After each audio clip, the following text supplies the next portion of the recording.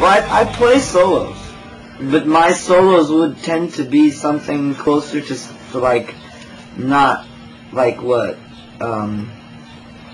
you know, I just mentioned maybe Randy Rhoads and Eddie Van Halen, but I probably wouldn't play like them. I'd probably play closer to like someone like a Mark Knopfler or a Jerry Garcia or a Jimmy Page mixed, you know, Carlos Santana, David Gilmour. When it comes to my soloing, I keep it simple. I don't like the whole, you know, it's not that I don't like it. I like listening to like stuff like Yngwie Malmsteen.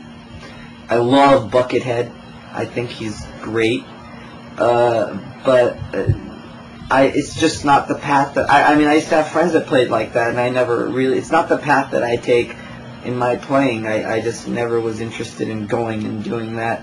I'm more into songwriters and people who write songs and how there's a certain attitude you can bring out of the guitar that, like, you don't really need to be playing 100 notes at a time. And Carlos Santana can probably tell you the same thing, you know, like he can take a note and take it forever and it'll make you feel something. And when I play more melodically, and you know, I like to have melodic type of solos if I have a solo. Like, not very many heavy guitar players have been soloing these days, and like on our record you'll hear like, I don't know, 3 or 4 songs maybe that have guitar solos in them, just because as a songwriter I said, hey, you know, it fits. It's not like, you know, the 80s, like where every song had to have one, but like, it doesn't mean like now that we're in a different era that you can't have one, you know what I mean? I think you can have guitar solos every now and then, it just don't overdo it, you know, tastefully.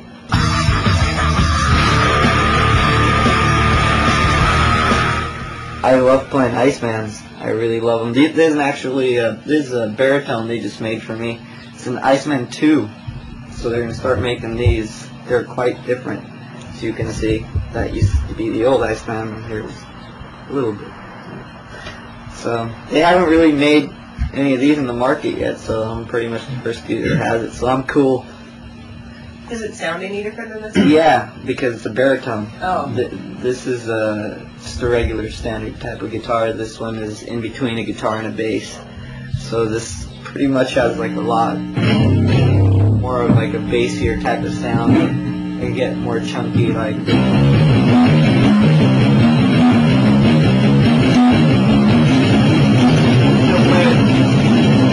And still have that quicker attack that I can have, and have like a really low bass bump because it's in between, you know, like, and it's a 60 on top and it's a 12 on bottom with the strings, so the strings are a lot thicker than that. I think it's a 56 on that and 10s on the bottom. You know, that's going to give you a lot more attack. This one's going to give you a lot more chunk, you know, if you want to come off sounding like Caius, you know.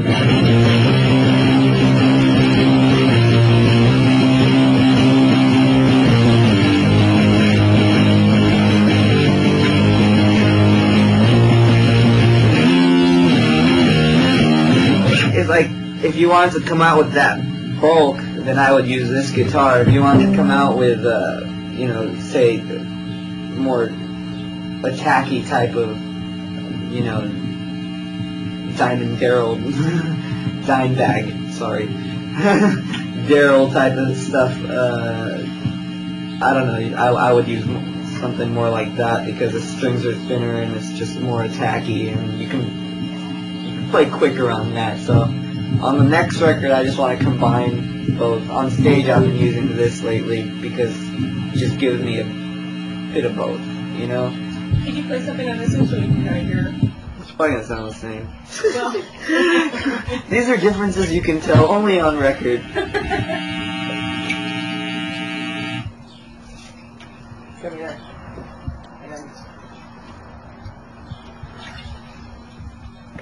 This is one I still play on stage a lot. I mean, we did Conan with this one.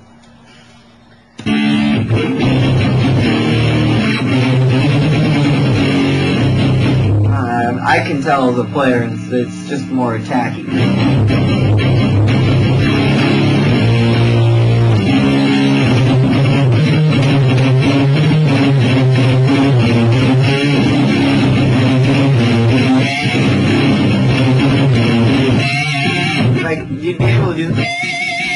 something like that easier on this guitar, like make it scream.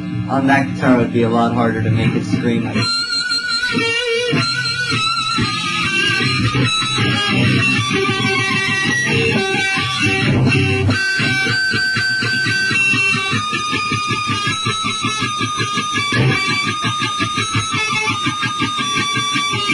would be harder on that.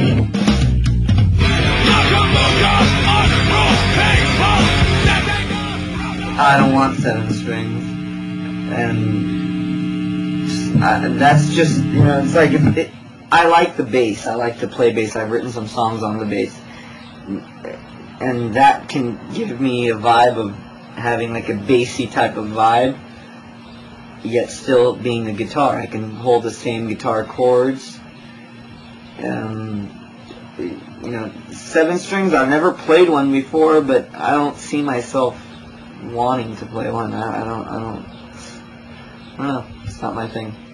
That was one way of getting a thicker sound and a lower tone without detuning. Like we've dropped it already. That we're dropped down a C. So it's like without going any lower.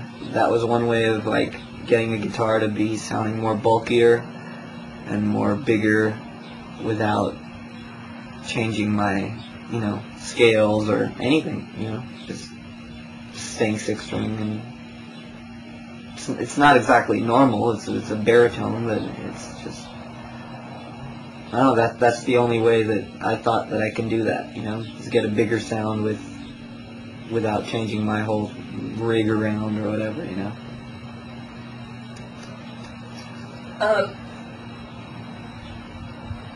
Well, you just answered my next question, which was about tunings. If you use any other odd tunings. Well, the guitars are dropped 1 step, and this, like, it's just regular up until, and then this last string is, like, you can hold a power chord with 1 finger. So it's dropped C, and if you wanted it standard, it'd be D. So the whole guitar sort of like dropped down 1 step, and then this string is dropped down 2, so we can have it. And it makes like quicker on the riff.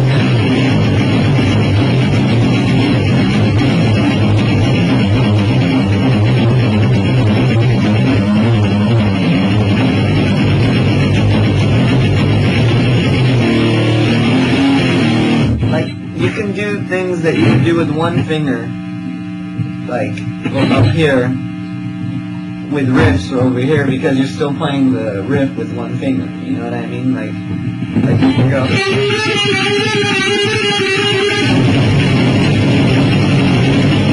Like it would be a lot more difficult if you were trying to do that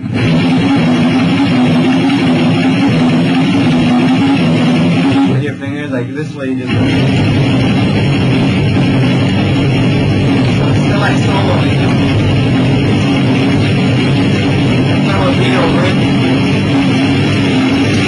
And we don't kick each other's ass.